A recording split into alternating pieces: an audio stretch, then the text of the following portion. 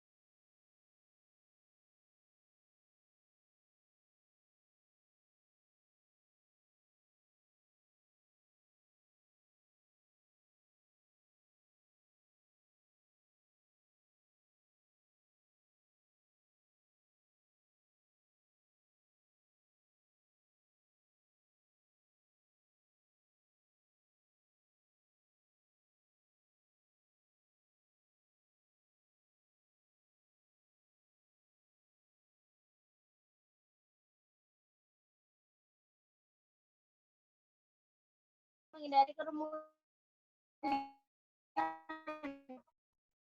Menghindari kerumunan. Kok belum ada meeting?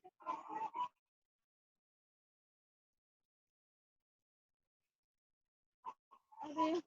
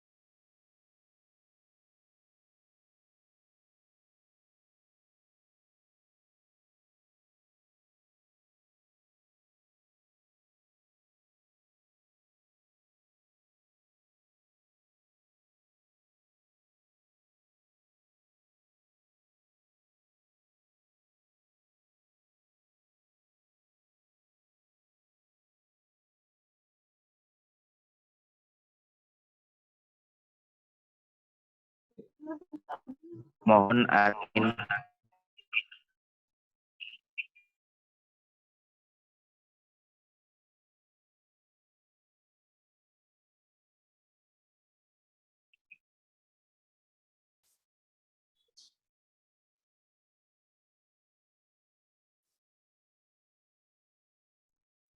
moderator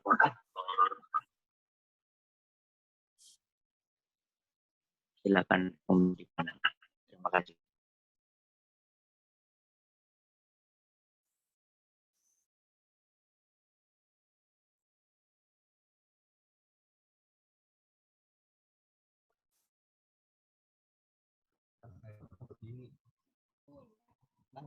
Lu punya anak dua tau ya?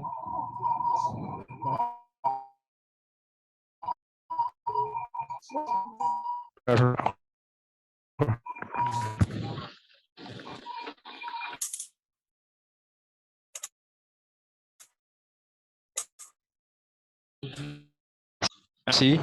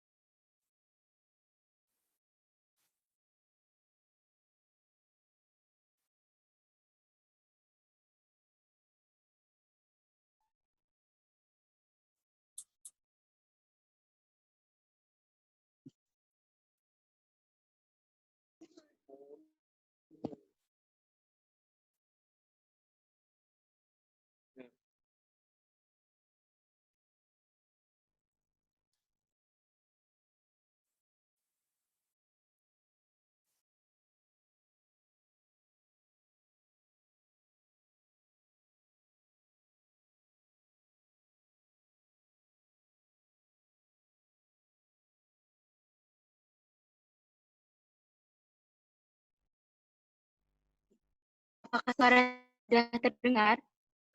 Yuk, sudah bagus sekali, Oke, baik. Langsung Mbak. saja saya mulai. Baik, karena aku sudah menunjukkan jam 10 kurang, langsung saja saya mulai acara yang kita tunggu, yaitu webinar moderasi beragama dengan tema penguatan moderasi beragama di ruang digital. Namun sebelumnya saya ingin menyapa materi dan peserta terlebih dahulu. Profesi selaku pemateri pada webinar kali ini, yang saya hormati Ibu Julia Merdia, MPD, selaku dosen pembimbing lapangan kelompok 5 dan 6, serta hadirin peserta webinar yang saya hormati pula. Assalamualaikum warahmatullahi wabarakatuh. Hadirin yang saya hormati, puji syukur kehadirat Subhanahu wa Ta'ala yang telah melihatkan begitu banyak nikmatan kepada kita, sehingga kita secara film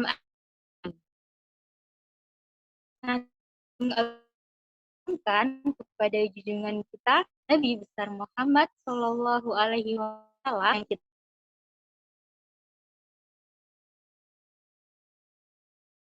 Nama saya Isna Nurul Amna dari Prodi Gizi UIN Wali Songo yang akan membawakan acara pada pagi hari ini.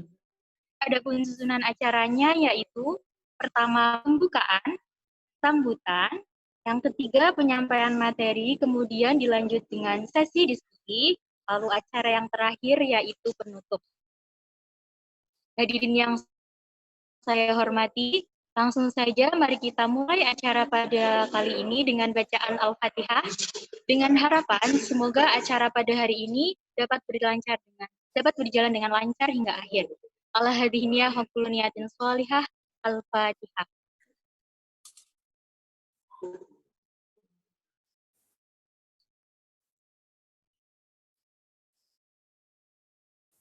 Amin. Baiklah, acara selanjutnya yakni sambutan yang akan disampaikan oleh DPL kelompok 5 dan 6 kepada yang terhormat Ibu Julia Mardia MPD. Saya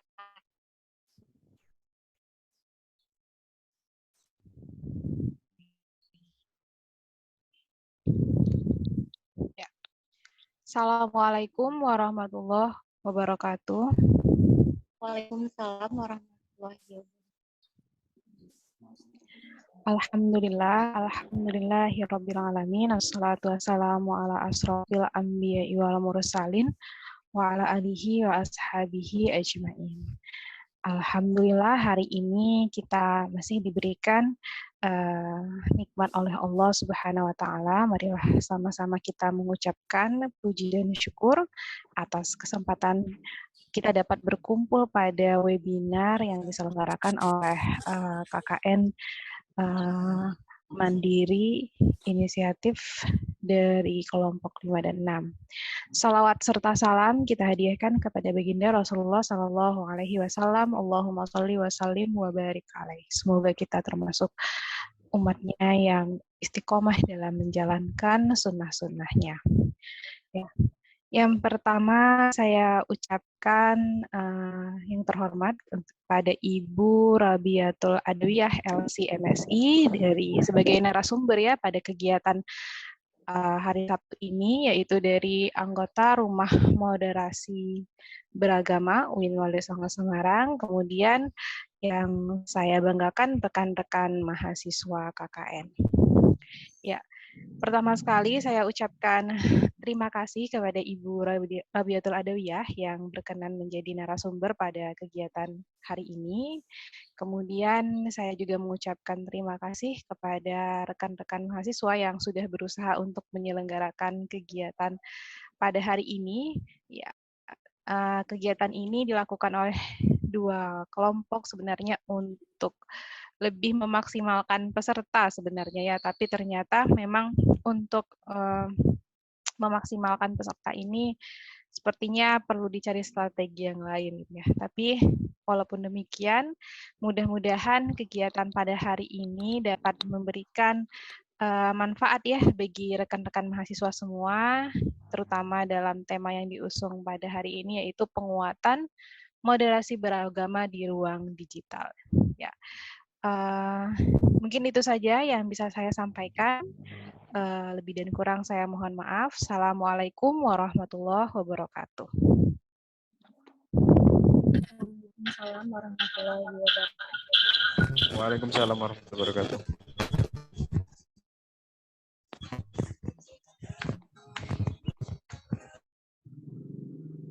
Saya ucapkan terima kasih.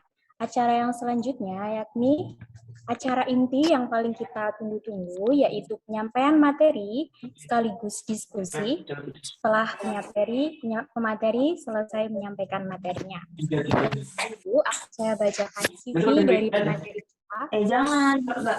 Nama Robiatul Adawiyah LC MSI dari Fakultas Ekonomi dan Bisnis Islam UIN Wali Songo Semarang. Tempat tanggal lahir Demak 1 November 1989. Alamat Kelurahan Bintoro, Kecamatan Demak, Kabupaten Demak. Email radawiyah@walisongo.ac.id. Nomor HP 0857 4149 3264. Bidang keilmuan syariah hukum Islam. Riwayat pendidikan S1 Universitas Al-Azhar Kairo Mesir. Fakultas Islam dan Bahasa Arab. Islam Syariah Konur konsentrasi Syariah Islamiyah.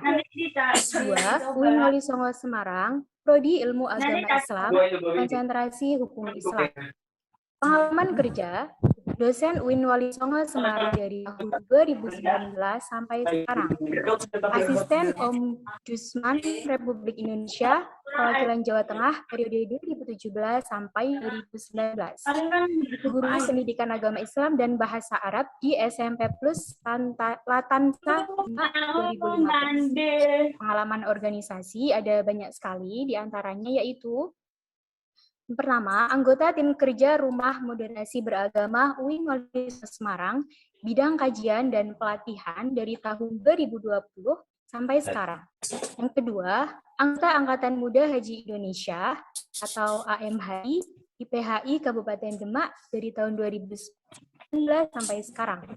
Yang ketiga, Wakil Sekretaris Fatayat PC INU Republik Arab Mesir 2008 sampai lapangan kelompok 5 dan 6 MITDR ke-13 Semarang. Terhormat teman-teman dari KN MITDR 30 kelompok 5 dan 6, dan terutama moderator Mbak Isna Nurul dan segenap peserta webinar yang hadir ini. Syukur kehadirat Allah Subhanahu wa taala, kita masih diberikan kesempatan untuk menyelenggarakan hadir di tengah-tengah webinar yang insya Allah akan bermanfaat ini, dan selawat serta salam senantiasa tercurah kepada baginda junjungan kita Nabi Muhammad SAW yang selalu kita nantikan syafaatnya dari kiamat dan sebagai suri tauladan kita dalam berakhlak, juga mengejawantahkan Islam sebagai rahmatan alamin. Pertama, terima kasih kami ucapkan kepada Ibu Julia Mardia dan teman-teman yang sudah mengundang saya hari ini untuk sedikit sharing mengenai moderasi beragama. Mungkin langsung aja. Jadi pada kesempatan hari ini saya diminta gitu ya. Diminta teman-teman panitia untuk menyampaikan mengenai penguatan moderasi beragama di ruang digital. Mohon izin saya boleh share screen, host mempersilahkan saya share screen, bisa?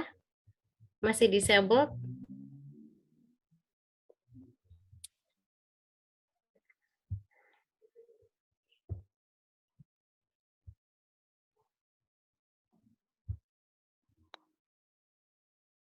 Mohon izin host bisa mempersilahkan saya untuk share screen?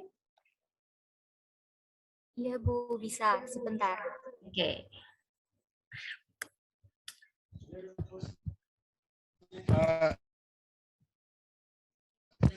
Mungkin bisa hostnya yang share screen, Bu. Oh baik, boleh silahkan Mas.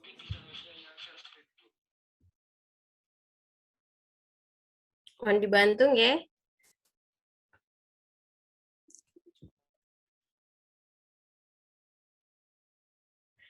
Jadi pada kesempatan hari ini saya sedikit ingin sharing dengan teman-teman bagaimana mengenai penguatan moderasi beragama di ruang digital.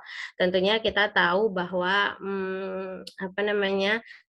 ruang digital kali ini, media digital, media sosial ini memiliki peranan yang sangat besar di kehidupan umat manusia sekarang ini. Karena kita hampir setiap hari, malah hampir setiap menit, setiap jam, apalagi teman-teman yang juga kuliahnya menggunakan internet begitu, menggunakan berbagai media digital untuk keperluan kuliah, ini selalu menggunakan internet, media digital atau ruang digital untuk berkomunikasi maupun untuk melaksanakan perkuliahan. Maka kemudian ruang digital ini sangat perlu untuk kita bahas begitu ya, karena tidak bisa dipisahkan dari kehidupan kita sekarang ini. Jadi kalau kita lihat langsung di halaman 2 ya. Kalau kita lihat bahwa next slide please. Kalau kita lihat sebenarnya survei tahun lalu yang dirilis oleh We Are Social menyatakan bahwa memang penggunaan media ini sangat besar begitu ya di dunia, terutama juga di Indonesia. Kalau kita melihat khususnya di Indonesia, penggunaan media ini survei dilakukan pada tahun 2020 dan dirilis pada tahun 2021, Januari 2021. Artinya ini sudah pandemi begitu ya, sudah pandemi di mana kita sudah melaksanakan belajar mengajar juga melalui media begitu ya, melalui digital begitu. Kita lihat penggunaan internet saja itu rata-rata aja sehari itu 8 jam 52 menit. Penggunaan sosial media itu 3 jam 14 menit gitu. Ini rata-rata kalau keseluruhan gitu. Tapi saya rasa kita semua yang ada di sini mungkin penggunaan internetnya lebih dari ini. Lebih lama daripada hanya misalnya penggunaan sosial media lebih dari 3 jam saya rasa. Begitu juga penggunaan internet. Teman-teman kemarin mungkin waktu perkuliahan mencari informasi, data begitu ya, pasti juga banyak melalui media internet. Tentunya akan lebih banyak penggunaan internet kita dari yang sekedar tertulis di sini. Next slide. Kita lihat bahwa ternyata di Indonesia ini penggunaan media sosial yang paling banyak itu adalah, next slide please, adalah penggunaan YouTube. Bahkan di hasil surveinya menyatakan bahwa orang Indonesia ini lebih banyak menggunakan YouTube, bahkan sampai 93,8% ya. Paling tinggi menggunakan YouTube. Setelah itu WhatsApp. Kalau WhatsApp mungkin tinggi karena memang kita komunikasi yang lebih mudah itu menggunakan WhatsApp begitu ya. Kemudian juga Instagram, dilanjutkan dengan Instagram, Facebook, Twitter, dan lain-lain sebagainya yang mungkin menjadi media kita untuk mengekspresikan pemikiran atau bahkan suasana hati begitu ya, atau sharing informasi dan lain sebagainya. Ini begitu tinggi penggunaan media sosial di Indonesia. Kalau kita lihat di survei lainnya, memang Indonesia ini menjadi salah satu pengguna terbesar begitu ya, pengguna terbesar internet begitu. Maka kita membahas bagaimana penguatan moderasi beragama di ruang digital ini sangat penting. Apalagi ketika kita melihat pada next slide begitu ya. Dari tahun 2018 saja sudah dinyatakan atau sudah disimpulkan bahwa media sosial ini berpotensi memacu radikalisasi. Next slide please. Media sosial ini berpotensi memacu radikalisasi begitu ya, dan milenial ini bahkan di pusaran radikal. Kalau teman-teman tahu tentang ISIS, pernah dengar ya ISIS ya? Apa itu ISIS? Islamic State of Syria. Irak and Syria gitu ya. Nah, ini memang dulu kalau teman-teman tahu kampanye ISIS itu kenapa kemudian ISIS yang hanya di satu negara kemudian terkenal di berbagai belahan dunia gitu ya. Banyak yang akhirnya hadir atau ikut bergabung dengan ISIS di berbagai dunia, termasuk ada juga yang dari Indonesia gitu. Ini dikarenakan kampanye ISIS ini juga melalui media begitu. Mereka justru kampanyenya itu melalui YouTube, media sosial dan lain sebagainya. Maka kemudian di tahun 2018 ini keluarlah hasil kesimpulan gitu ya, kesimpulan survei dan pengamatan bahwa media sosial ini memacu radikalisasi, antara lain ya adanya yang kampanye yang dilakukan ISIS dan berbagai kelompok militan atau kelompok radikal lainnya yang memang memanfaatkan media sosial ini untuk menyebarkan paham-paham yang ekstrim begitu, yang tidak sesuai dengan substansi ajaran Islam. Kita lihat next slide. Nah, kita lihat juga bahwa next slide please.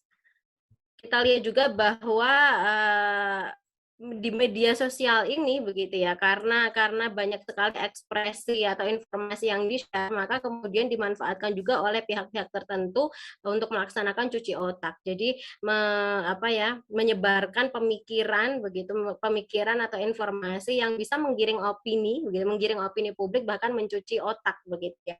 Ada propaganda yang dilakukan gitu melalui media sosial. Kemudian kita juga tahu bahwa media sosial ini marak dengan hoax dan lain sebagainya begitu ya, termasuk juga dengan penyebaran ajaran atau paham radikal gitu, atau ajaran agama yang kemudian mengalami distorsi pemahaman gitu.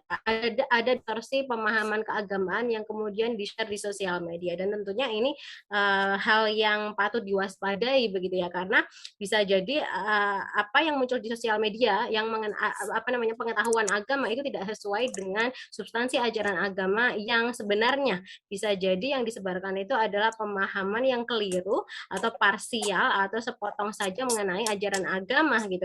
Bahkan bisa jadi ada tafsir-tafsir yang menyimpang begitu ya, atau ya ada kesalahpahaman lah yang tersebar kemudian melalui media sosial.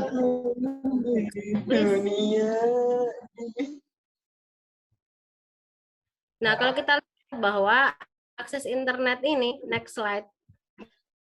Akses internet ini kemudian di satu sisi juga menjadi jalan pintas dalam memperdalam pemahaman agama begitu. Jadi memang ruang digital atau media digital ini memiliki manfaat yang sangat banyak sebenarnya kan. Positifnya itu sangat banyak.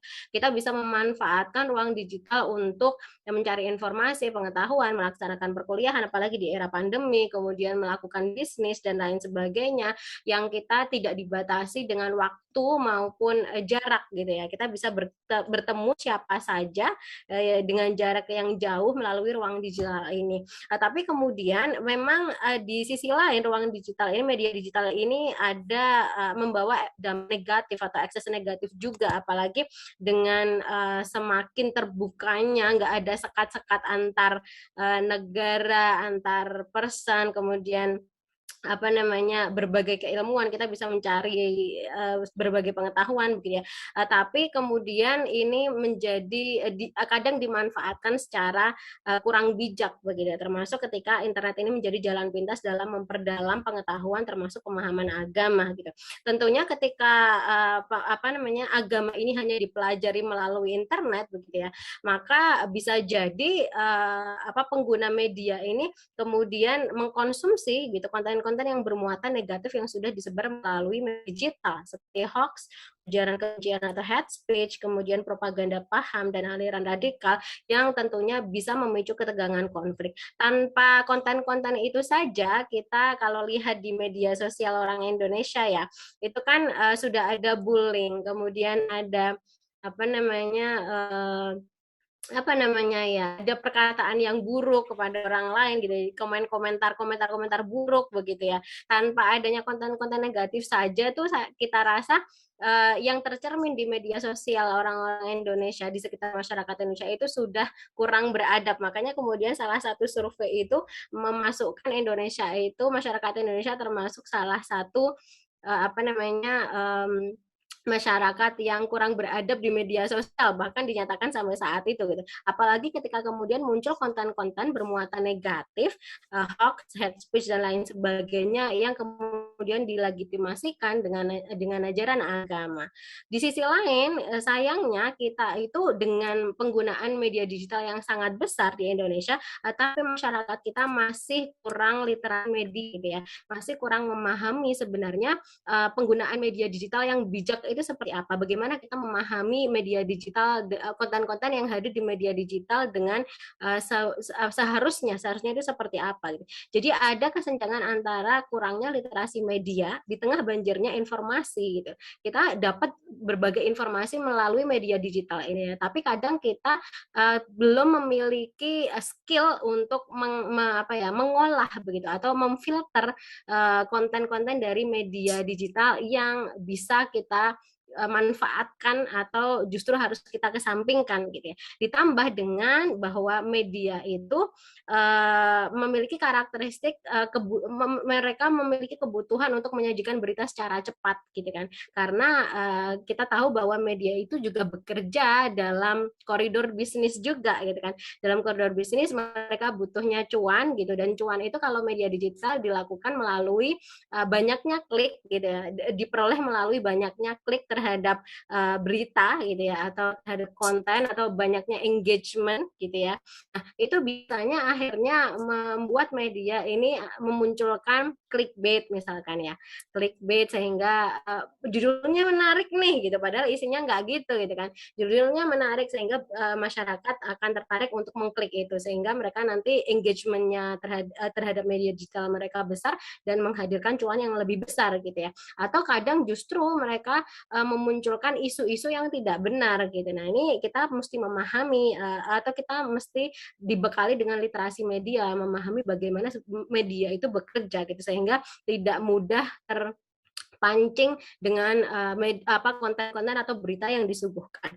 Kemudian di sisi lain juga bahwa internet ini, atau di sisi lain kehadiran internet ini membawa kita menjadi terbiasa dengan budaya instan dan praktis gitu ya. Kita kalau cari informasi apa biar cepat, kita tanya Mbah Google gitu kan. Tanya Mbah Google, kita dapat jawabannya pun cepat gitu ya. Misalnya nyari tempat di mana gitu kan. atau nyari informasi apa, tanya apa, jawabannya itu cepat kita peroleh melalui Google gitu ya. Akhirnya pola baca kita itu juga menurun gitu. Kita seringnya pengennya tuh instan aja, pengen cepet dapat jawaban gitu ya, sehingga tanya Mbah Google aja. Kadang ketika buka googling, searching gitu kan, yang muncul sebenarnya banyak, tapi kita hanya mengklik beberapa dan kita nggak baca membandingkan berbagai informasi yang ada gitu ya. Kadang sehingga menyimpulkannya itu kesimpulannya kurang matang gitu, karena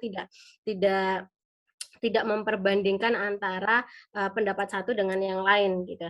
Lebih cenderung memanfaatkan mesin pencari daripada merujuk kepada sumber-sumber yang otoritatif. Kita mungkin teman-teman bikin makalah, bikin skripsi gitu kan, itu kadang lebih banyak nyari di internet tanpa ke perpustakaan gitu. Kadang seperti itu. Karena apa? Karena kita terbiasa terlalu senang dengan budaya instan dan praktis. Dan ini tentunya hal yang tidak cukup baik juga gitu, karena pengetahuan yang kita peroleh itu harusnya berasal dari sumber-sumber yang otoritatif gitu, bukan didapatkan secara instan dan praktis.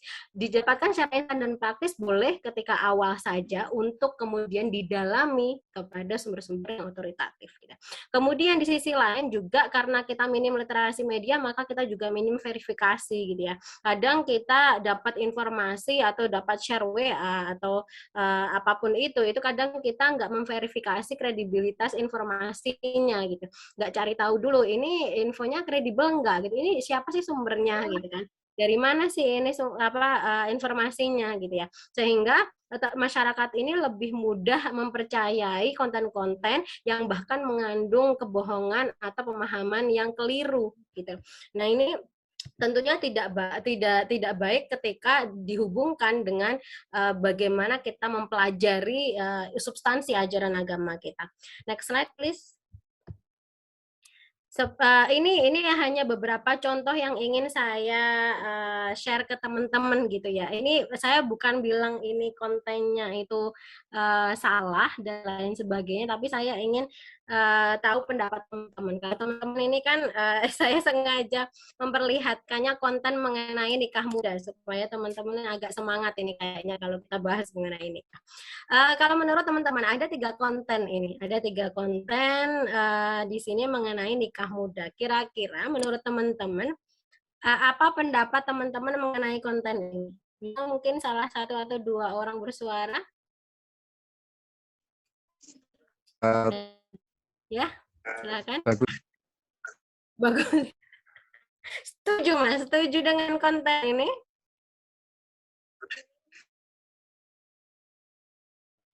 Kalau kita melihat dari ajaran agama kita, apakah yang kita pahami selama ini dengan yang muncul di konten ini itu sesuai atau ada yang kurang pas? Agak kurang sih menurut saya. Kurangnya gimana Mas? Di sini dituliskan nikah muda, why not, daripada pacaran mendekati zina lebih ya, kesannya kayak kalau nggak nikah muda ya berarti zina gitu, padahal kan gitu ya? nggak harus ya. Bisa gitu, kayak mungkin ngejar karir dulu si ceweknya atau gimana gitu. Itu menurut saya sih. Oke, baik, terima kasih. Ada yang lainnya yang ingin berpendapat? Silakan. Oke, kalau kesannya di konten ini teman-teman, saya kurang tahu ya kesan teman-teman di sini gimana. Cuma ketika kita melihat bahwa kalau saya melihat di konten pertama nikah muda itu bimbingan salah. Sementara kalau kita pelajari di fikih itu hukum nikah itu apa sih? Teman-teman tahu nggak? Hukum nikah di fikih itu apa? Sunnah. Ada yang makruh sama haram. Oke, betul. Jadi hukum nikah itu kepada orang-orang, kepada subjek-subjek tertentu itu hukumnya tuh beda-beda gitu kan. Hukum nikah itu bahkan terbagi menjadi 5 gitu kan. Bisa itu sunnah kalau memang sudah memiliki kemampuan baik finansial, lahir batin gitu kan, dan memang sudah memiliki keinginan untuk menikah nikah gitu. Tapi nikah itu bisa menjadi haram kalau memang belum memiliki kemampuan lahir batin gitu kan. Kemudian nanti malah menyakiti pasangannya gitu. Bisa jadi makruh gitu kan. Misalkan apa namanya sudah pengen tapi belum memiliki kemampuan itu gitu. Meskipun kemudian mungkin tidak akan menyakiti. Bisa jadi itu kemudian wajib bagi orang yang sudah memiliki kemampuan lahir batin dan emang ngebet banget nikah gitu. Bisa jadi juga jawaz atau boleh mubah gitu kan. Artinya di fikih kita kan pelajari bahwa nikah itu hukumnya 5. Nah, ini tergantung kondisi orangnya masing-masing gitu kan. Tapi ketika yang muncul kontennya adalah nikah muda itu bimbingan salaf, oke lah dimasukkan apa namanya kutipan gitu ya, kutipan dari kitab gitu kan. Tapi ini kalau dibaca oleh orang yang memang belum pernah mempelajari mengenai hukum nikah tadi, ada 5 tadi, ini kan nanti bisa jadi disalahpahami gitu nggak? Kecuali kalau di captionnya itu diterangkan secara rinci hukum nikah itu ada 5 tergantung kepada kondisi masing-masing. Artinya di sini konten ini bisa membawa distorsi paham keagamaan. Jadi nikah hanya dipahami bahwa nikah muda itu sunnah. Terus nikah kalau nggak muda itu berarti gimana hukumnya gitu. Ini kan agak mengkhawatirkan gitu ya. Ajaran agama kita, substansi ajaran agama kita itu bisa disalahpahami ketika muncul konten-konten seperti ini. Kemudian tadi daripada pacaran mendekati zina lebih baik nikah muda. Padahal di hadis saja disebutkan bahwa kalau memang belum mau nikah dikhawatirkan zina ya puasa gitu kan. Nah, puasanya ditaruh di mana ini gitu kan. Itu dan lain sebagainya itu. Jadi ini sebenarnya lebih kepada kampanye nikah muda, tapi sayangnya mungkin ada info-info mengenai hukum nikah tadi atau yang hal-hal yang seputar nikah yang kemudian tidak tersampaikan di konten ini. Nah, ini kalau baca oleh orang yang awam, mereka bisa salah memahami ajaran agama. Gitu. Next slide, please. Dan ini ada beberapa konten-konten lain. Nah, ini sebenarnya ini ya ada konten-konten lain yang bisa teman-teman kritisi sendiri. Misalnya ada ini bukan konten ya di media ada Ustaz Syafiq Riza Basalama menyatakan bahwa umat Islam dilarang bersahabat dengan orang non-muslim gitu. Ini yang muncul di media gitu ya. Tapi apa kemudian seperti itu dilarang berteman gitu. Kemudian ada mengenai tidak boleh melakukan amar ma'ruf munkar kecuali orang yang sempurna. Nih saya tidak ada satupun orang yang melakukannya. Ini memang mengenai ajaran amar ma'ruf nahi mungkar. Kita diperintahkan untuk mengajak kebaikan dan menghindari atau melarang kepada kemungkaran gitu ya. Ini memang benar di ajaran agama kita amar ma'ruf nahi mungkar itu adalah ajaran yang ada gitu di ajaran agama. Tetapi kemudian pemahamannya itu amar ma'ruf nahi mungkar sampai pada tahap mana gitu kan. Misalnya kalau mencegah kemungkaran menggunakan kekerasan apakah boleh? Ini kemudian belum hadir di konten ini.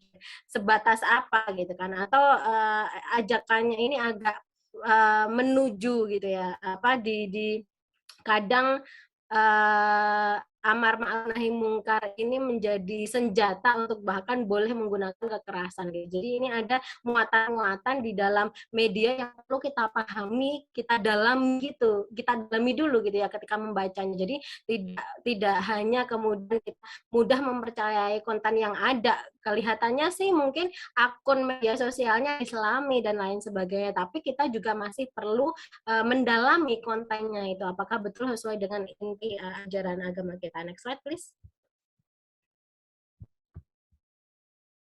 Ini juga beberapa contohnya yang lain, teman-teman mungkin bisa baca ya nanti. Mungkin kalau di-share materinya ke peserta bisa baca dan mengkritisi. Next slide.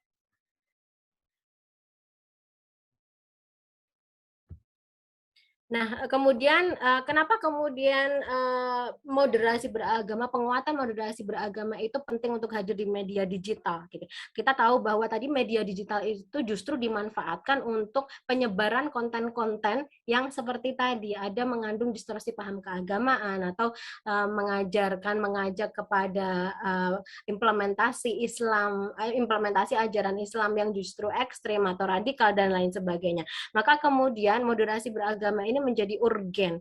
Urgennya kenapa? Karena pertama kita mengalami tantangan berkembangnya cara pandang, sikap dan praktik beragama yang berlebihan yang mengesampingkan martabat kemanusiaan. Kalau kita tahu bahwa propaganda yang dilakukan oleh ISIS, kampanye yang dilakukan ISIS oleh di media sosial sehingga mengundang banyak umat Islam ini kemudian hadir di sana berjihad dengan ISIS dan lain sebagainya, itu kan yang mereka lakukan adalah mengesampingkan martabat kemanusiaan, menghalalkan berbagai cara kekerasan, pembunuhan dan lain sebagainya yang tidak sesuai konteks. Kalau teman-teman tahu cerita Nurdania, pernah dengar mungkin ya, salah satu orang Indonesia yang bersama keluarganya berjihad ke ISIS gitu ya, bergabung dengan ISIS, berjihad di sana.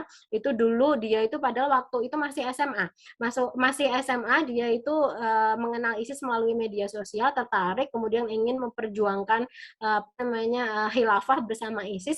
Dia mengajak 23 bangga jihad ke Suriah dan lain sebagainya, tetapi kemudian beberapa tahun setelahnya akhirnya dia kembali lagi di Indonesia karena menyadari bahwa Islam yang dia inginkan itu tidak tercermin di sana gitu. Jadi ternyata yang dilakukan ISIS di sana menurut dia itu nggak sesuai dengan inti ajaran Islam gitu. Itu salah satu tantangan yang kita hadapi. Jadi adanya cara pandang, sikap, praktik beragama yang mengesampingkan martabat kemanusiaan. Kemudian yang kedua, berkembang juga klaim kebenaran subjektif dan pemaksaan kehendak atas tafsir agama serta pengaruh kepentingan ekonomi dan politik yang berpotensi memicu konflik. Kita tahu bahwa biasanya dekat-dekat dengan tahun politik itu selalu agama di bawah-bawah gitu kan, dipertentangkan antara ini dan itu, bahkan partai politik kemudian nomor berapa itu dilihat di surat berapa, ayat berapa dan lain sebagainya, dicocok-cocokkan gitu ya.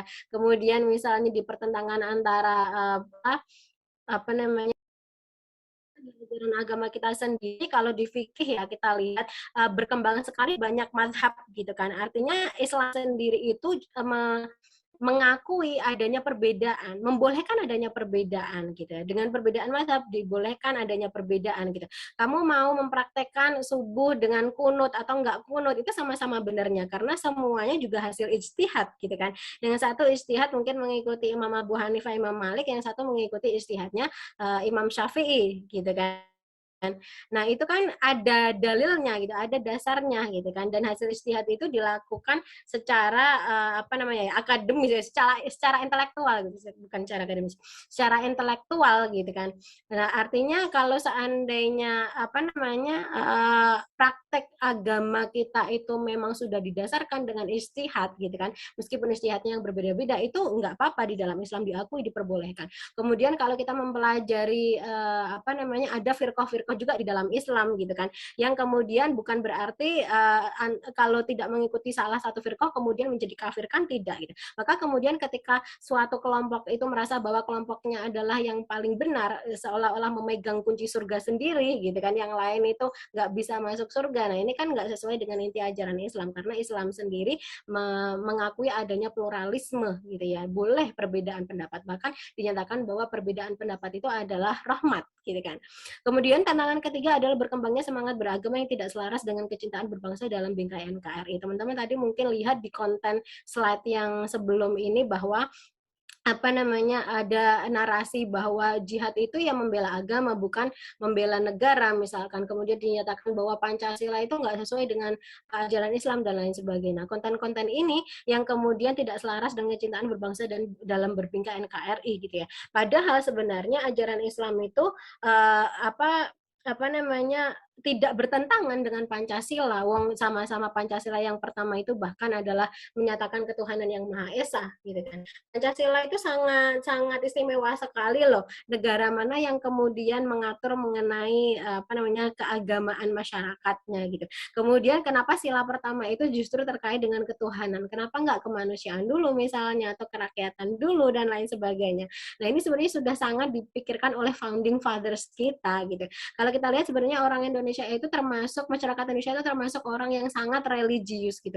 Salah satu survei yang pernah saya baca itu menyatakan bahwa orang Indonesia menyatakan zaman-zaman sekarang loh ya, udah zamannya milenial dan generasi Z, menyatakan bahwa beragama itu sangat penting gitu. Ini hasil survei ini sebenarnya menunjukkan bahwa hasil survei ini artinya adalah positif gitu, karena masyarakat Indonesia menyadari bahwa agama itu sangat penting dalam kehidupannya gitu. Tapi di sisi lain ada yang perlu diwaspadai gitu. Ketika merasa bahwa agama itu paling penting, tapi kemudian dihadapkan dengan fenomena di era digital ini gitu kan, ini kan menjadi patut diwaspadai ketika kemudian merasa bahwa agama penting tapi maunya belajar secara instan melalui media gitu kan. Padahal yang muncul di media ini belum tentu mengekspresikan atau menginformasikan substansi ajaran agama yang benar gitu. Bisa jadi ada distorsi-distorsi tadi. Itu kira-kira 3 tantangan, maka kemudian penguatan moderasi beragama itu penting, khususnya juga di melalui ruang digital. Next slide please.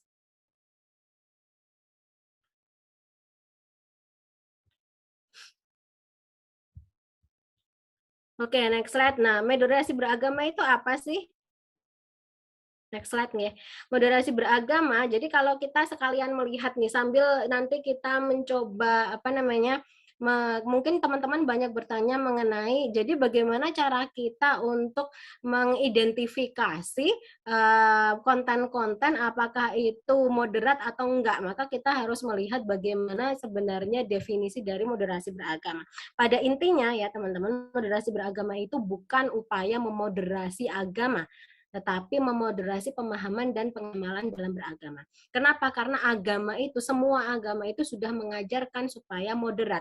Moderatnya itu nggak hanya dalam hal beragama, tetapi misalkan dalam hal makan, minum. Teman-teman mungkin ingat ya, di hadis gitu kan, atau di ayat-ayat Al-Quran itu dinyatakan supaya kita juga makannya nggak usah banyak-banyak, minumnya nggak usah banyak-banyak, walatus rifu gitu kan, jangan berlebih-lebihan. Termasuk dalam menginfakkan harta, jangan berlebih-lebihan dalam beribadah. Teman-teman mungkin tahu hadis tiga orang yang kemudian saling berdiskusi, saling pengen menjadi paling unggul, yang satu puasa terus, yang satu sholat malam terus gitu kan, yang satu nggak mau nikah gitu. Ketika sampai kepada Nabi, apa yang dinyatakan Nabi gitu, nggak seperti itu, saya aja menikah, saya makan gitu, saya juga tidur gitu kan.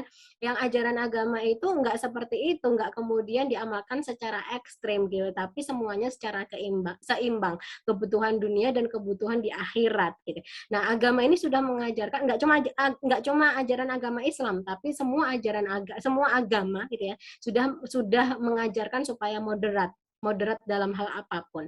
Maka yang dimaksud dengan moderasi beragama ini bukan memoderasi agamanya, tetapi memoderasi cara kita memahami dan mengamalkan agama kita. Gitu. Maka kalau definisinya dari Kementerian Agama itu, moderasi beragama adalah cara pandang, sikap, dan praktik beragama dalam kehidupan bersama. Ini yang paling penting, ada beberapa kata kuncinya, yaitu dengan cara mengejawantahkan esensi ajaran agama. Jadi esensi ajaran agama yang diejawantahkan gitu. Bentuknya kan bisa macam-macam, tapi esensinya itu tetap sama. Kemudian kata kunci yang lainnya adalah yang melindungi martabat kemanusiaan. Artinya ketika implementasi ajaran agama itu ternyata tidak melindungi martabat kemanusiaan, itu makanya bukan merupakan ajaran agama atau bukan implementasi ajaran agama yang moderat. Kemudian kata kunci lainnya membangun kemaslahatan umum. Maksudnya adalah membangun kemaslahatan umum, bukan kemaslahatan pribadi ataupun golongan. Kemudian berlandaskan prinsip adil. Adil itu nggak mesti semua orang mendapatkan sama, tetapi sesuai dengan kebutuhan atau kondisinya, gitu kan. Kemudian berimbang. Jadi berimbang apakah itu untuk misalkan dunia dan akhiratnya, atau berimbang dengan kondisi yang ada dan lain sebagainya. Kemudian yang terakhir adalah menaati konstitusi sebagai kesepakatan bangsa. Ini merupakan pengertian moderasi beragama yang dimaksudkan oleh Kementerian Agama. Kenapa kemudian menaati konstitusi sebagai kesepakatan bangsa ini menjadi salah satu, menjadi masuk dalam kata kunci moderasi beragama? Karena kalau kita ketahui teman-teman, kita mengingat sejarah Rasulullah gitu ya.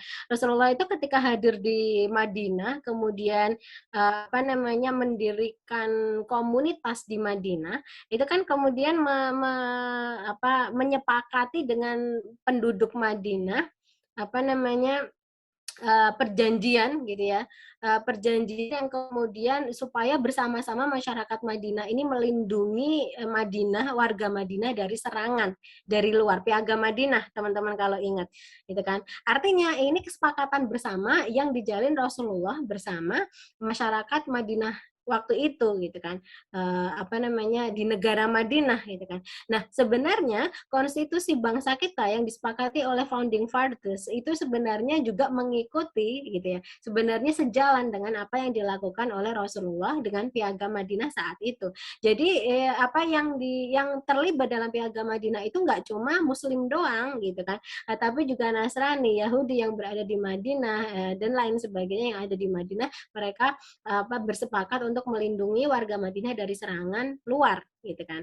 Nah, sama sebenarnya dengan kesepakatan bangsa ini untuk kita saling melindungi warga negara Indonesia dari serangan luar. Sebenarnya sama, walaupun kita berbeda-beda agama. Maka kemudian itu masuk menjadi pengertian moderasi beragama, kata kunci di moderasi beragama. Next slide please.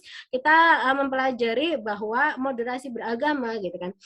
Misalnya gimana sih kita mampu mengidentifikasi seseorang atau pemahamannya atau sikapnya atau suatu kelompok atau suatu konten itu moderat atau enggak, gimana sih caranya? Ada indikator moderasi beragama. Next slide.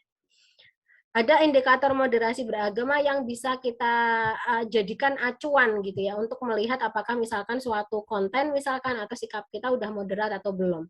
Yang pertama, indikator moderasi beragama itu adalah kalau seandainya ada penerimaan terhadap prinsip-prinsip berbangsa gitu ya. Kalau di Indonesia tentu yang sesuai dengan konstitusi, Undang-Undang 45 dan regulasi di bawahnya ada komitmen kebangsaan. Artinya kalau teman-teman menemukan konten-konten yang tidak sesuai dengan komitmen kebangsaan, maka itu bukan konten yang moderat gitu ya, sebagaimana yang tadi saya sebutkan. Kenapa komitmen kebangsaan? Sebenarnya sama dengan komitmen Rasulullah dan para sahabat dengan piagam Madinah, itu juga apa namanya, kesepakatan itu juga komitmen kebangsaan dengan apa namanya, negara Madinah waktu itu.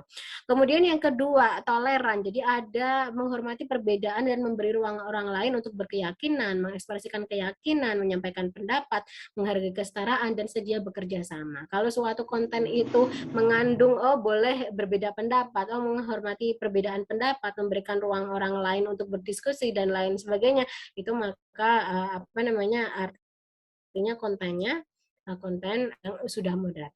Kemudian anti kekerasan. Jadi menolak tindakan seseorang atau kelompok atau ajakan menggunakan cara-cara kekerasan. Itu hanya secara fisik, gitu ya. Termasuk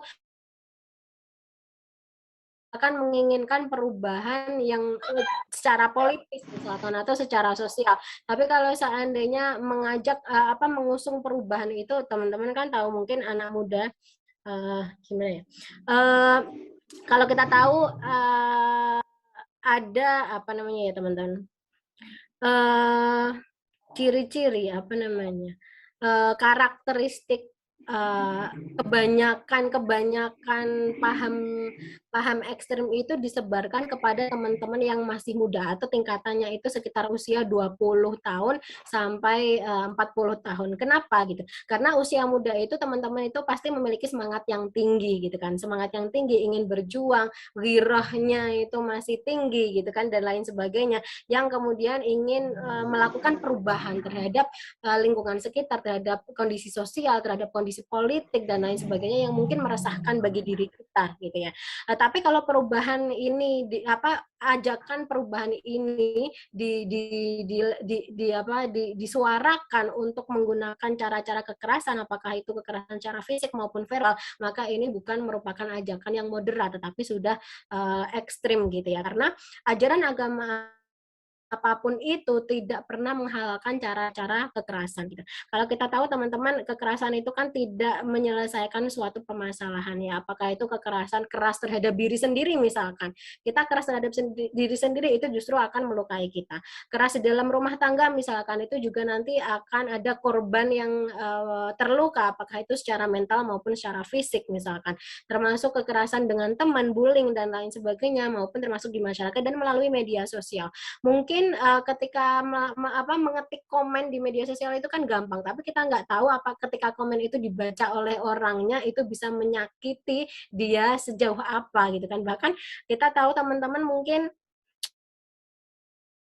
banyak baca juga kalau sebagainya itu kan ada beberapa selebriti yang bahkan mereka bunuh diri karena sangat tersiksa dengan komen-komen negatif yang ada di media sosial mereka atau yang muncul di media gitu.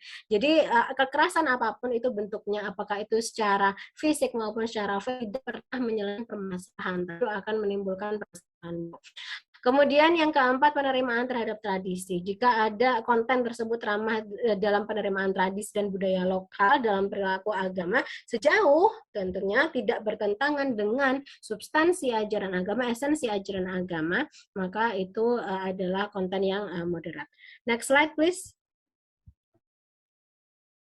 Nah, kalau kita lihat bagaimana kemudian situasi keagamaan di Indonesia, ini sebenarnya nggak perlu saya baca semuanya ya teman-teman. Tapi tentunya kita memiliki kekuatan, kelemahan, tantangan, dan kesempatan. Yang kemudian kekuatan kita itu antara lain sebenarnya paham moderat dalam beragama, implementasi moderasi beragama itu sudah mengakar di masyarakat Nusantara sejak zaman dulu, sejak Islam hadir di Indonesia. Islam itu diajarkan atau disebarkan dengan tanpa kekerasan gitu kan, melalui akulturasi asimilasi budaya dan bahkan adaptasi dengan kultur agama yang sudah hadir di Nusantara gitu kan, dan lain sebagainya. Juga kita memiliki organisasi berbasis keagamaan yang berpengaruh besar gitu, tidak hanya di negara kita tapi juga bahkan di dunia. Bahkan di Indonesia ini memiliki forum kerukunan umat beragama gitu yang hadir bahkan hingga tingkat kabupaten dan kota. Itu kekuatan kita untuk tetap menguatkan moderasi beragama, menguatkan implementasi moderasi beragama di tengah masyarakat kita. Tapi sayangnya kita memiliki kelemahan yang kalau terkait dengan ruang digital ini adalah bahwa kita minim budaya literasi media dan referensi beragama gitu ya dalam bingkai NKRI gitu. Makanya tadi muncul konten-konten yang justru mempertentangkan antara agama dengan negara gitu. Padahal kalau kita belajar politik hukum Islam gitu, sebenarnya antara agama dengan negara itu tidak perlu dipertentangkan. Nah, tantangan kita adalah di digital ini, salah satunya ketika era disrupsi digital ini menyingkirkan otoritas keagamaan dan justru menyuburkan gejala umat digital dan urban religiosity. Tadi belajarnya itu instan melalui media sosial gitu, kemudian tidak bersumber atau tidak belajar kepada otoritas keagamaan. Otoritas keagamaan itu maksudnya adalah kiai, ustadz, ulama gitu kan, para pakarnya gitu, para rohaniawan, budayawan gitu kan. Kemudian tidak membaca referensi-referensi yang otoritatif gitu ya, tapi melalui media sosial aja, itu tantangannya. Nah, kesempatannya adalah bagaimana kita menggunakan media digital ini untuk mendukung kehidupan beragama, berbangsa yang rukun dan damai ya. Kita harus menggunakan, memanfaatkan media digital ini untuk kepentingan agama kita juga gitu kan, dan untuk menciptakan kerukunan di Indonesia. Next slide please. Nah, maka kemudian untuk penguatan moderasi beragama itu penting sinergitas ekosistem moderasi beragama yang bisa gitu kan, yang bisa kemudian menghadirkan kedamaian kerukunan di Indonesia ini. Tidak hanya pemerintah, kita tidak bisa hanya mengandalkan pemerintah, tapi kita harus bergerak bersama. Apakah itu negara, apakah itu kemudian kondisi politik, apakah itu kemudian dari media atau jurnalistik, kemudian dari otoritatif keagamaan, dari yang bergerak di bidang pendidikan, juga kita sebagai masyarakat harus semua bersinergitas untuk menghadirkan implementasi menghadirkan cara beragama, sikap beragama yang moderat di tengah masyarakat kita, sehingga kehidupan kita itu menjadi rukun gitu ya.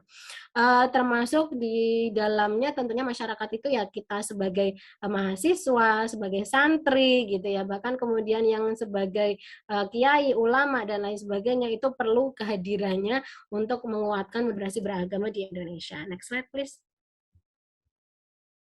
Nah, teman-teman kalau kita lihat di ruang digital kita gitu ya, ada web-web keislaman yang populer ada 20 ini, tapi teman-teman, nah ini memang populer, tapi kita lihat dari yang populer ini kira-kira yang moderat berapa, yang menjurus ke tidak moderat itu berapa.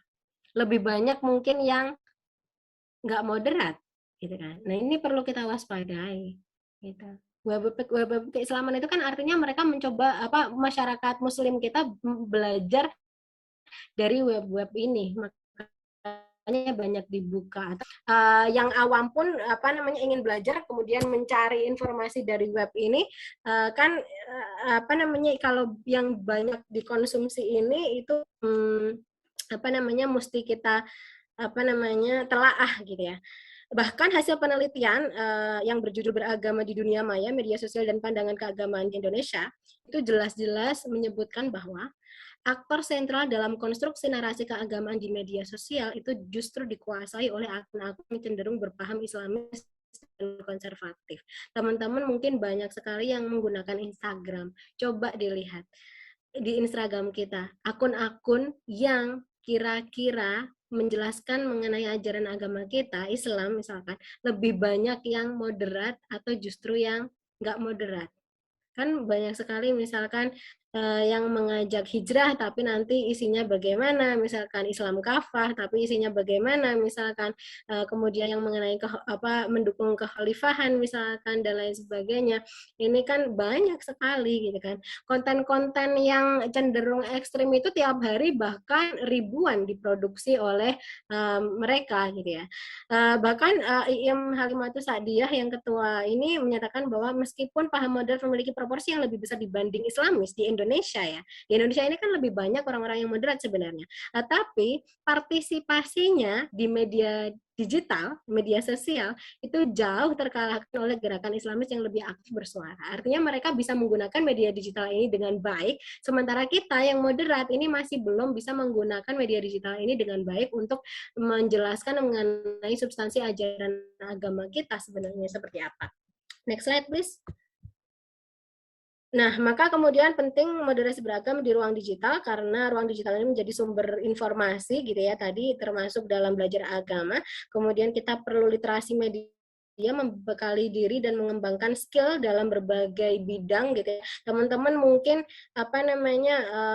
banyak yang santri misalkan atau yang dan lain sebagainya tapi masih agak gaptek misalkan. Nah, ini jangan sampai kita kalah, kita yang moderat malah kalah karena kita gaptek gitu kan. Maka kita harus membekali diri, mengembangkan skill dalam berbagai bidang termasuk dalam hal komunikasi, IT, literasi media gitu ya. Menunjukkan kita itu sebagai umat yang responsif, adaptif dan akomodatif. Jadi santri ya aja terus kelawar gitu kan. Aja terus orang ngerti apa-apa gaptek. Enggak, harusnya itu malah belajar berbagai skill untuk menghadirkan gitu ya, menghadirkan dunia santri gitu kan, yang yang religius gitu ya, dunia religius ini di media digital juga gitu. Kemudian juga bagaimana kita meskipun kita mengkonsumsi media digital ini sangat sangat proporsinya itu sangat banyak gitu ya, tapi kita mesti bisa verifikasi gitu ya, mesti selektif dan konfirmasi terhadap informasi yang kita terima. Jangan kemudian kita nerima informasi melalui WA ya, kita langsung share gitu, padahal kita nggak tahu itu benar atau enggak, gosip atau enggak, fitnah atau enggak gitu kan, terus isinya itu benar apa enggak. Misalnya yang kemarin kan rame banget share-share itu kan waktu awal pandemi ya gitu kan, tolak vaksin begini, kemudian pandemi ini hoax gitu dan lain sebagainya. Itu bahkan mungkin teman-teman melihat ada yang berantem juga antar teman, antar keluarga gara-gara perbedaan pendapat mengenai pandemi kemarin gitu kan. Nah, ini kita mesti selektif dan konfirmasi. Jadi filternya itu di kita. Mungkin konten-konten banyak, tapi kita mesti punya filter. Kita mesti punya prinsip dan punya filter.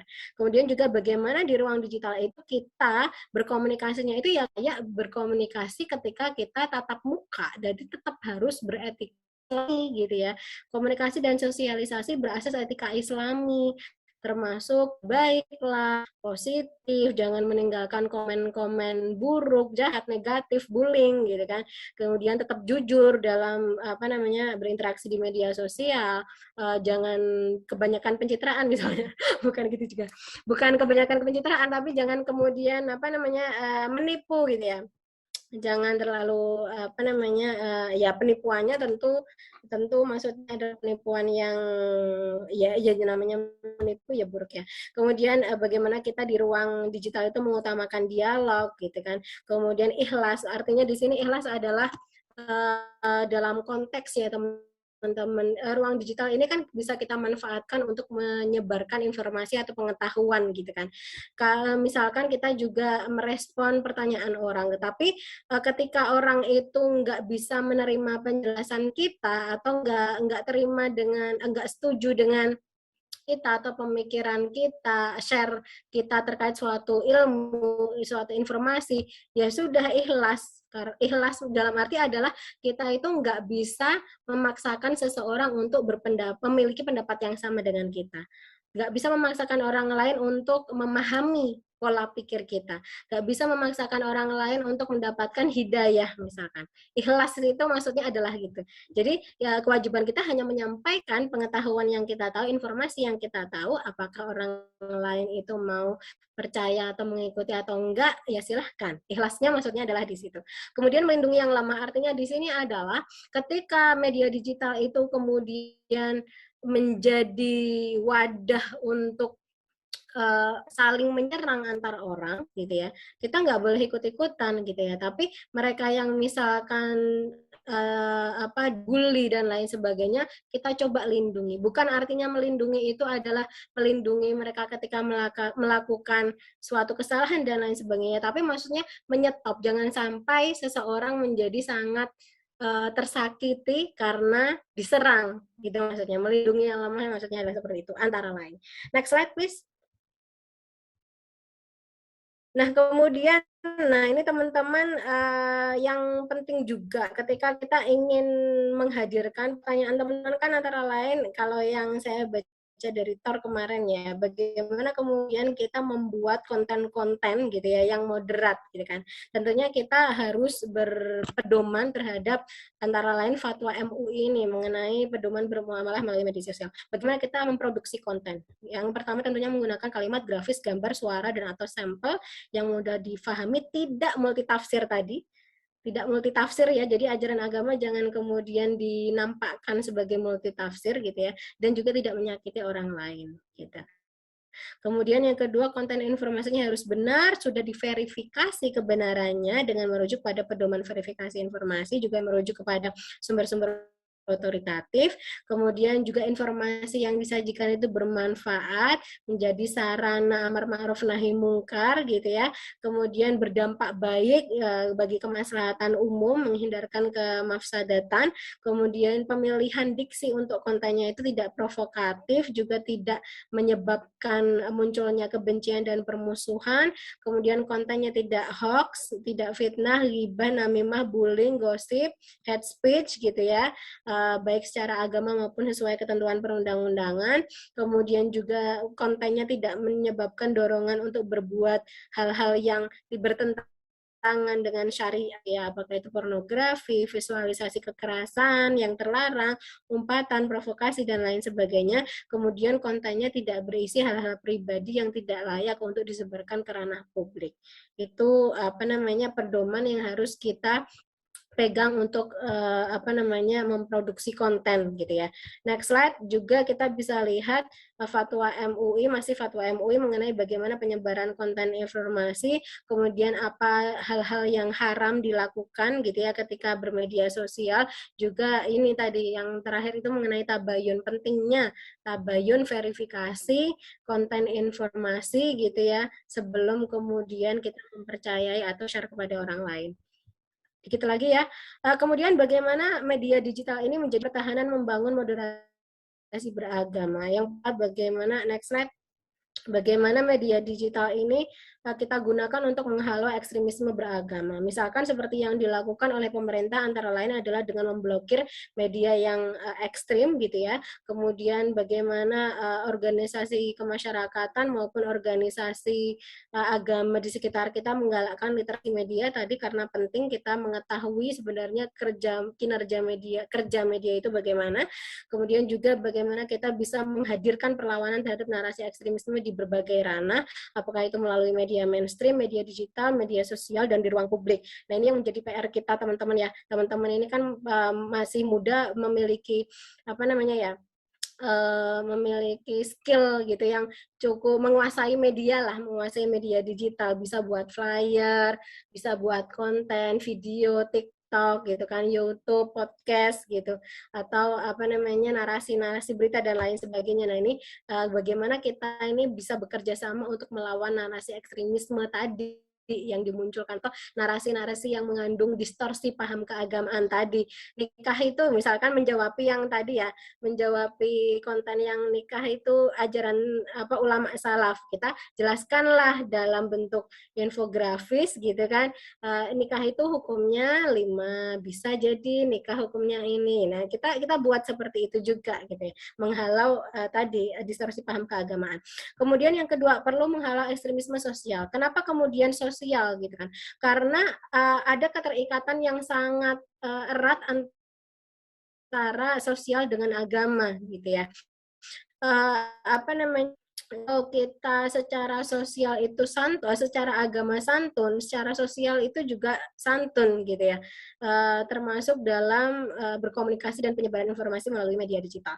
Kemudian bagaimana kita mengembangkan literasi keagamaan teman-teman melalui ruang digital gitu ya, menghadirkan literasi keagamaan digital yang kreatif dan inovatif dengan materi atau konten yang substantif supaya menarik bagi generasi muda dan generasi muda lebih mudah memahami, tentu tanpa konten-konten ini menghilangkan bobot isinya, bobot isi ajaran agamanya gitu ya.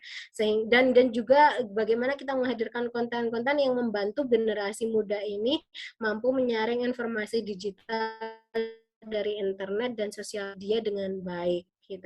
Kemudian juga mengembangkan literasi keagamaan itu misalkan kita membuat perpustakaan kitab sendiri yang mudah diakses misalkan, kemudian membuat podcast yang menghadirkan otoritas keagamaan, kiai, ulama yang memang moderat gitu ya, agamawan, akademisi, kemudian rohaniawan keagamaannya, budayawan misalkan dan lain sebagainya yang memang mereka moderat gitu ya.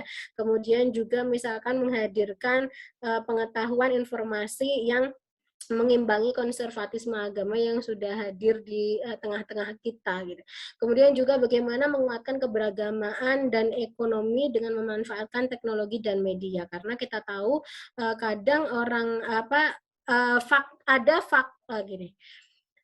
faktor konflik keagamaan itu sebenarnya tidak semuanya karena konflik agama awalnya, tapi bisa jadi karena konflik ekonomi, konflik sosial, dan lain sebagainya. Ada kecemburuan, merasa tidak adil, dan lain sebagainya gitu ya. Yang kemudian dari perselisihan mungkin secara ekonomi digeser gitu ya,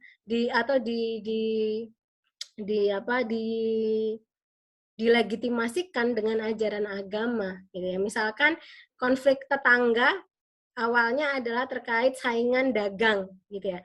Tetapi yang satu kebetulan Islam, yang satu kemudian Kristen. Nah, ini mereka saling mencari teman, mencari dukungan dari masyarakat, kemudian yang dibawa-bawa adalah beda agamanya. Padahal awalnya persaingannya adalah karena persaingan bisnis gitu. Kadang itu seperti itu, maka perlu penguatan keberagamaan dan ekonomi sehingga kesenjangan-kesenjangan yang bisa berpotensi menyebabkan paham ekstrim itu kemudian terminimalisir gitu ya. Kemudian juga bagaimana mendukung terciptanya ekosistem moderasi beragama. Maka kita perlu memupuk mindset bagaimana mengutamakan sikap memanusiakan manusia, menjunjung tinggi kesetaraan dan kemaslahatan bersama, memajukan kehidupan umat manusia dengan misalkan melalui dialog-dialog lintas iman, lintas agama gitu kan. Kemudian ya sering menjalin komunikasi yang baik dengan berbagai unsur masyarakat meskipun berbeda latar belakang agama, budaya, suku, bahasa dan lain sebagainya Gitu. Next slide, please.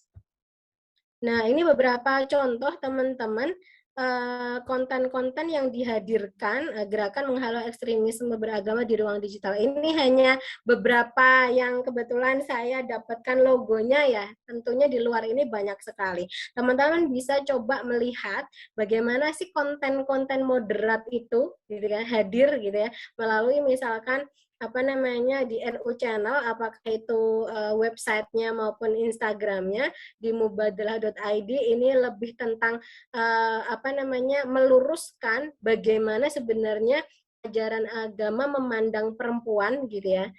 Kan selama ini mungkin masih banyak budaya patriarki, diskriminasi terhadap perempuan. Nah, mubadalah.id ini ingin meluruskan sebenarnya ajaran agama Islam itu melihat perempuan itu seperti apa. Jadi selama ini misalkan budaya budaya yang terstruktur di masyarakat kita mungkin ada salah paham mengenai apa namanya ajaran agama, bagaimana memperlakukan perempuan. Kemudian Doko ini baik website maupun Instagram juga sama Mubadalah juga NU Channel. Kemudian ada Answer Cybercrime bahkan dibentuk itu.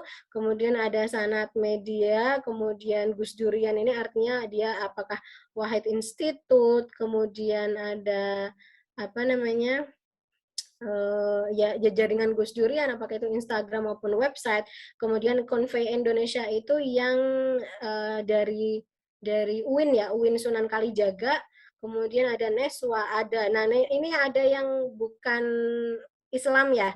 Chris Crutch Call ini karena ada itu kan ada peristiwa apa namanya violent extremism yang dilakukan oleh orang Kristen gitu ya, sehingga kemudian muncullah Chris Crutch Call gitu. Itu tulisannya di logonya ada to eliminate terrorist and violent extremist content online. Jadi untuk memerangi apa namanya konten-konten yang violent, apa mengajarkan kekerasan gitu ya secara online. Kemudian ada duniasantri.co, islamicmoderation.id dan lain sebagainya. Teman-teman mungkin banyak sekali. Nah, caranya untuk melihat apakah konten itu moderat atau enggak tadi diingat indikator moderasi tadi ya, sama pengertian moderasi tadi. Itu kemudian yang terakhir, 2 slide terakhir ada beberapa contoh yang bisa dimunculkan untuk apa namanya membuat konten moderat misalkan. Next slide. Ini saya apa namanya ngambilnya dari Sanat Media. Sanat Media ini kan ini ada beberapa apa namanya cuplikan dari beberapa ulama internasional, misalkan Prof. Dr. Syekh Ramadan Al-Buti almarhum, kemudian ada Prof. Ahmad Thoyib, ya, Rektor Al-Azhar ini. Nah, ini ada pendapat beliau mengenai Pancasila, gitu ya. Pancasila bukan hanya sejalan dengan ajaran Islam, melainkan justru dipandang sebagai esensi nilai-nilai ajaran Islam, karena ada nilai ketuhanan, kemanusiaan, persatuan, musyawarah, dan keadilan, yang semuanya adalah intisari ajaran Islam. Kemudian juga mengenai bagaimana beragama itu sebenarnya kalau beragama dengan benar gitu ya, maka hilang kedengkian dan kebencian, digantikan oleh cinta dan kerukunan. Next slide please. Next slide. Nah, ini ada beberapa dari Habib Al-Jufri, Syekh Abdullah bin Bayah, Habib Umar bin Hafid gitu ya. Itu beberapa contoh slide-slide lainnya. Atau teman-teman misalkan kalau ingin menghadirkan konten-konten yang moderat ya bisa berbagai inilah isinya, nggak cuma cuplikan-cuplikan dari perkataan ulama atau kiai gitu ya, tapi bisa mengenai misalkan kalau mengenai perempuan kajian ya, isi kajiannya mengenai apa namanya hukum haid atau ya gimana apa namanya berapa hari misalnya, atau ketentuannya gimana, cara niatnya mandi besar gimana dan lain sebagainya. Kemudian misalnya mengenai mengasuh anak-anak itu gimana, yang dimaksud dengan sepersusuan itu gimana dan lain sebagainya. Kemudian juga berbagai cara lah bisa menghadirkan konten-konten moderat. Tapi sebenarnya konten moderat ini ya mudah juga kita hadirkan, misalkan kita merujuk kepada kitab-kitab tertentu, tapi kita jadikan beberapa flyer atau beberapa infografis gitu kan, itu sebenarnya kan juga sudah konten-konten moderat. Yang penting rujukannya adalah sumber-sumber yang otoritatif. Itu berbagai macam caranya. Teman-teman juga yang teman-teman generasi Z ini tentunya lebih kreatif dan inovatif dalam menghasilkan konten-konten di media sosial. Nanti kita bisa sharing.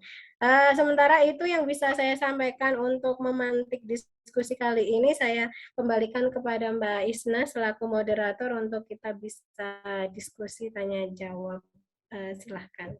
Terima kasih. Ya, saya ucapkan terima kasih kepada pemateri.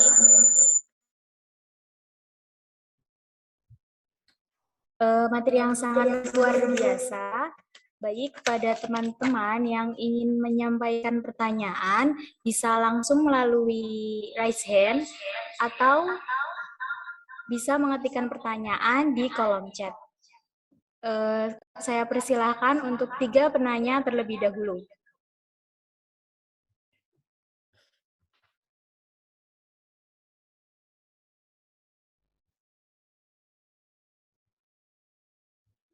Ya, sekali lagi kepada teman-teman yang ingin menyampaikan pertanyaannya, bisa melalui kolom chat dengan menyebutkan nama, atau bisa bertanya secara langsung dengan cara menekan tombol raise hand terlebih dahulu.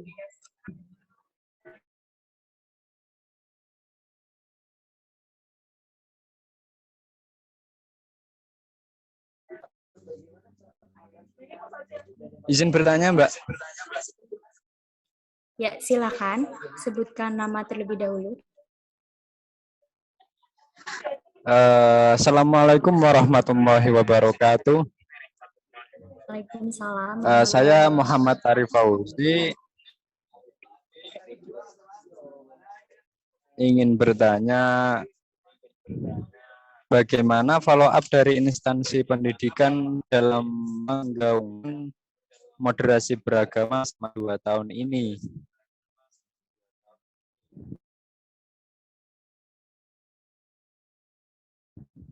Yang pertama,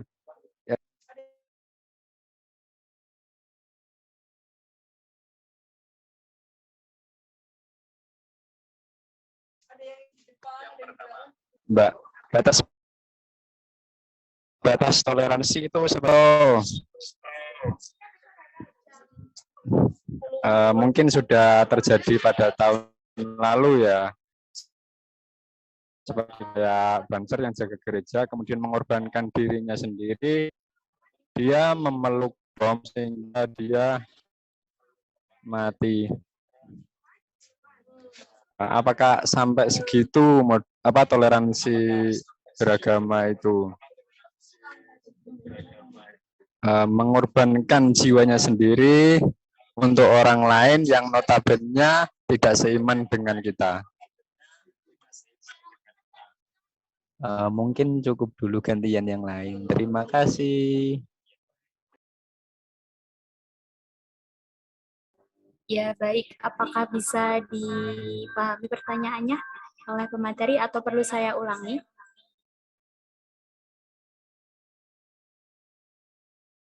Oke, baik. Saya pahami, Mbak. Yang pertama tadi gimana? Lupa saya. Sorry. Ya. Bagaimana follow up daripada moderasi beragama oleh instansi selama ini? Oke, baik. Terima kasih. Jadi Mas Arif ya, Mas Arif Fauzi. Ya, baik, terima kasih, Mas. Saya kira mengenai moderasi beragama ini kan sebenarnya mulai kita tadi sudah cerita Mas Arif sih, ini ya kita tahu semua bahwa sebenarnya implementasi beragama secara moderat itu kan sudah menjadi kebiasaan kita, budaya masyarakat Indonesia sebenarnya. Maka kita ketahui sampai masuk film juga itu ya, beberapa tahun lalu bahkan ada anggota Banser yang mengorbankan diri ketika melindungi gereja dan kemudian ternyata ada upaya pengeboman pengeboman gereja tersebut sampai banser tersebut meninggal. Artinya ini kan implementasi beragama secara moderat, dalam arti adalah melindungi martabat kemanusiaan, melindungi jiwa manusia gitu kan. Itu kan sudah menjadi praktek dulu gitu kan.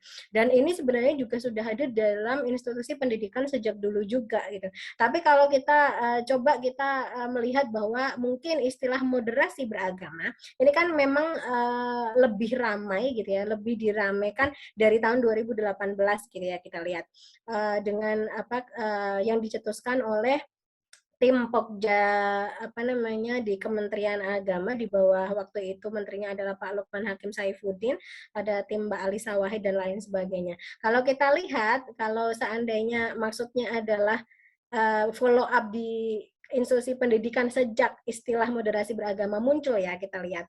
Sebenarnya kalau di UIN Wali Songo mungkin teman-teman sudah merasakan juga apa belum ya? Kalau teman-teman dulu nggak dapat mata kuliah Islam dan moderasi Yang beragama pertama ya? itu Angkatan kalian? belum dapat, Bu. Oh belum ya, belum dapat ya. Adik kelas kalian kalau nggak salah yang dapat. Nah kalau kita lihat sebenarnya follow up-nya gitu ya, yang paling deket dulu lah di Wali Songo itu dengan kita menghadirkan mata kuliah Islam dan moderasi beragama. Maksudnya adalah supaya membentengi teman-teman gitu ya. Karena tadi sebagaimana saya sebutkan, biasanya paham keagamaan yang ekstrim ini mulai dimunculkan atau disebarluaskan, diinfiltrasikan ke teman-teman yang muda gitu kan, yang masih dalam masa pencarian jati diri, masih girohnya, semangatnya tinggi untuk melakukan perubahan, apalagi di teman-teman yang berada di bangku kuliah gitu kan. Maka kemudian kenapa diberikan mata kuliah Islam dan moderasi beragama pada semester 1 untuk memberikan informasi pengetahuan bekal kepada kalian bahwa di masyarakat kita itu hadir yang seperti ini, maka perlu kalian waspada seperti ini, sehingga nanti ketika kalian didekati siapa atau mendapatkan informasi apa, pengetahuan apa, kalian bisa memfilter sendiri. Jadi mata kuliah itu sebagai bekal kalian tadi, kayak bukan hanya literasi media tapi literasi mengenai ada Islam yang moderat dan ada yang ekstrim tadi. Nah, itu salah satu contohnya di institusi pendidikan kita UIN Wali Songo, juga dengan hadirnya rumah moderasi beragama sebenarnya gitu kan. Ya, bahkan rumah moderasi beragama ini kan wajib hadir di semua PTKIN gitu kan. Nah, itu salah satu caranya gitu, termasuk dengan KKN kalian programnya adalah temanya moderasi beragama. Itu juga kan beberapa yang kita lakukan, upaya yang dilakukan oleh kampus kita